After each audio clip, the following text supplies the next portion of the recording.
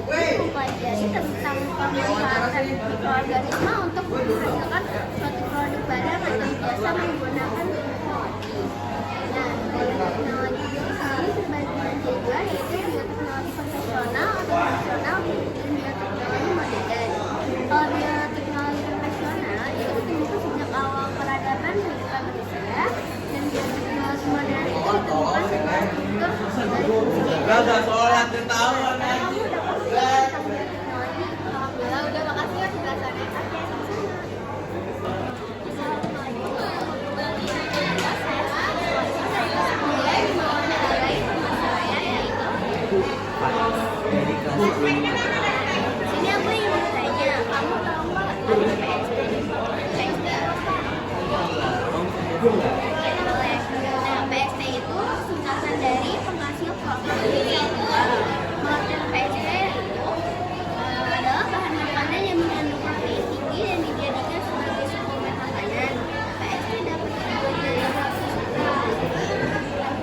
bahan yang ada, yaitu SP, atau dibuat dari cyanobacteria, yaitu Spirulina SP, atau dibuat dari jamur, yaitu Saccharomyces cerevisiae. Nah, sekarang kamu udah.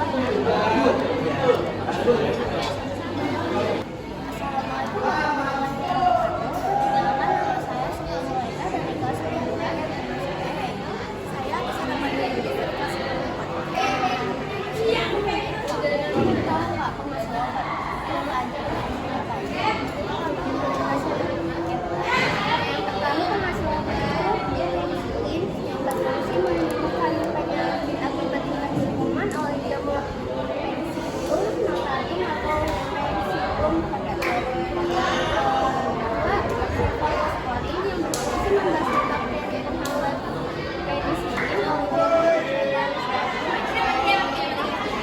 Streptomycin yang berfungsi membasmi bakteri resisten penicillin, dan cephalosporin yang Yang keempat,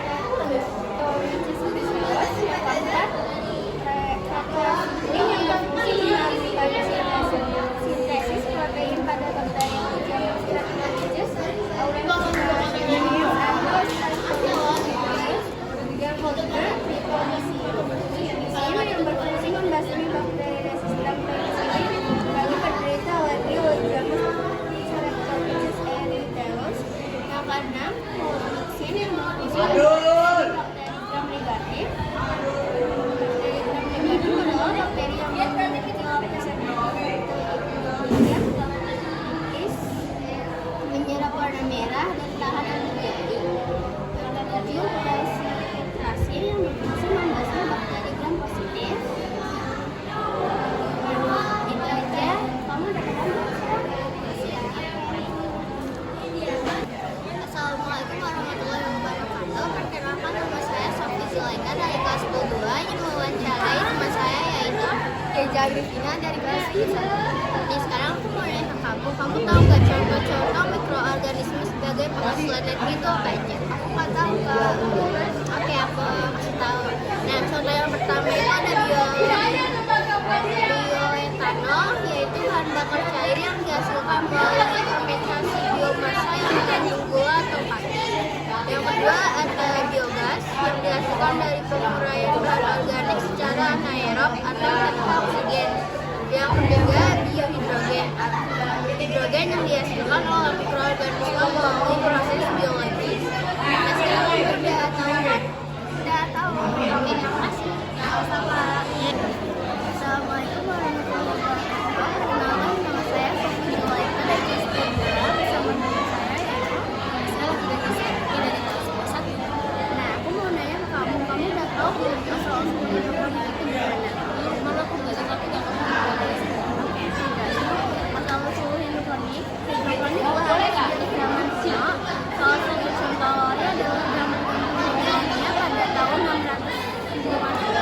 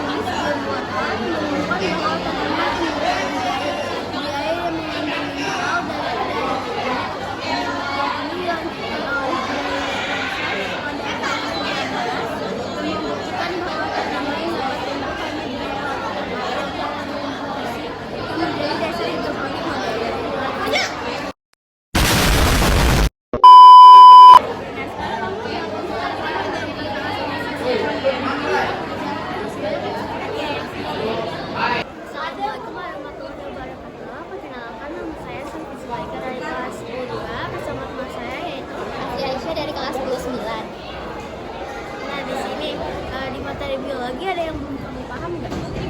Aku sih kurang paham sama materi hidroponik. Kamu tahu? Oke, aku jelasin.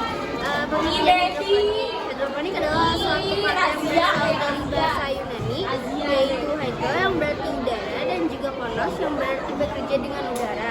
Teknik ini bekerja dengan tidak ditanam di atas tanah seperti cara tanam pada umumnya, melainkan menggunakan bantuan dari udara. Pada dasarnya, hidroponik berfokus pada pemberian nutrisi secara langsung ke akar tanaman melalui air yang mengandung unsur hara. Ini memberikan tanaman akses langsung ke semua unsur hara yang diperlukan untuk pertumbuhannya, yang biasanya akan diserap melalui tanah dalam metode pertanian konvensional. Nah, sekarang kamu udah ngerti belum tentang hidroponik itu? Ngerti. Oke, terus Assalamualaikum warahmatullahi wabarakatuh. Perkenalkan, nama saya Sufi Zulaika dari kelas 10 bersama teman saya yaitu Syifa Ramadhani. Oke, aku mau tanya ke kamu di pelajaran biologi ada yang belum paham nggak? Aku belum paham yang mikroorganisme. Aku jelasin. Nah, di sini pengertian mikroorganisme.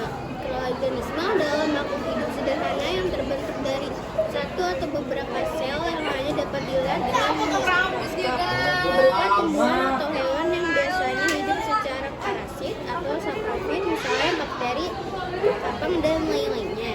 Nah, sekarang kamu udah paham belum tentang pengertian mikroorganisme? Assalamualaikum warahmatullahi wabarakatuh. Perkenalkan, nama saya Sofi Zulaika dari kelas 10 bersama teman saya yaitu Distianani Pratama dari 10-7. Nah, di sini aku ingin nanya ke kamu, di materi biologi ada yang belum kamu paham nggak?